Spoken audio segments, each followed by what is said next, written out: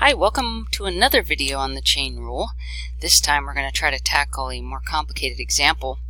An example where we need to use a chain rule, but also a quotient rule is going to be involved. So I've got both of them, the rules written down here, just to sort of remind you. If you don't remember those rules, take a minute, read them over, and you can see our example that we're going to do here.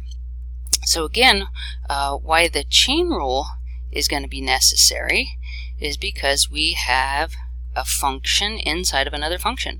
So we have this inside function, this quotient, this x plus 5 over x plus 4, and that being raised to this fourth power. So the yellow function is inside of that exponential function. So we're going to use a chain rule to do this. So let's start. The chain rule says do the derivative of the outside and times it by the derivative of the inside. So the outside function is the exponential function. So that power of 4 comes to the front. Remember, when we do the chain rule, we leave the inner function just exactly the same. So this stays the same. So power rule 4 to the front, lower it by 1, so to the third power. So there's my derivative of my outside here. So let's just label this as derivative of the outside. And then what I need to do is I need to times that by the derivative of the inside. Now this is where things get complicated because the inside is a rational function. It's a fraction. So to get the derivative of the inside part, we're going to need the quotient rule here. So we're going to use our quotient rule to get the inside derivative.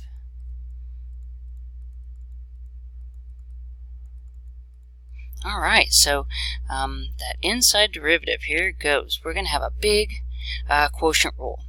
So remember, quotient rule involves a fraction here. So quotient rule says do the derivative of the top function. So the derivative of x plus 5 is 1. Times that by the bottom function, which is x plus 4. Minus the derivative of the bottom function, derivative of x plus 4 is 1. Times that by the top, which is x plus 5. And then put that whole thing over the bottom, which is x plus 4 squared. Okay, so that, all that right there, that is your derivative of the x plus 5 over x plus 4 using the quotient rule. Alright, so that is going to need some cleaning up.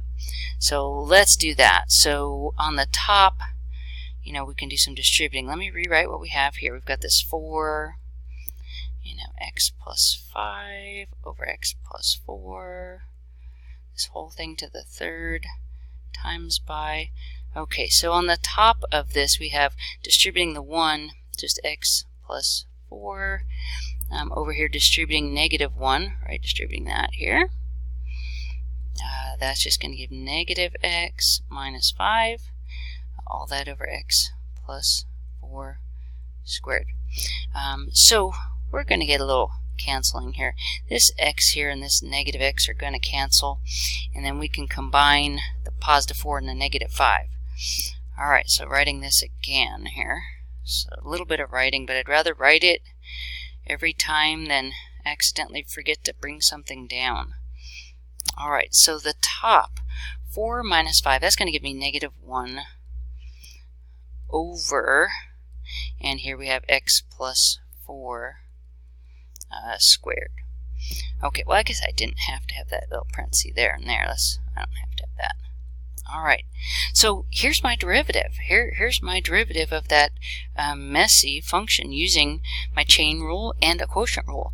Now I can do a little bit more work in making this look a little bit nicer. The 4 and the negative 1 can combine, and these x plus 4s that are on the bottom, they can combine. So let me do this. This x plus 5 over x plus 4 to the third is the same as this. It's the same as having x plus 5 to the third and also x plus 4 to the third. That power of 3 belongs to both. And then multiplied by, here I have negative 1 over x plus 4 squared. So now on the bottom, I can combine those x plus 4's, and then this 4, this is like a 4 over 1 here.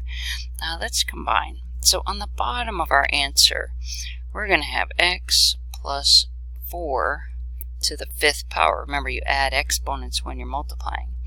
On the top, I've got 4 times negative 1, so let's make that a negative 4. And then we have an x plus 5 to the 3rd power. That is my derivative. So again, derivative of the outside times derivative of the inside. The only trouble was when I did the derivative of the inside here, it required a quotient rule. Okay, I hope this has been helpful.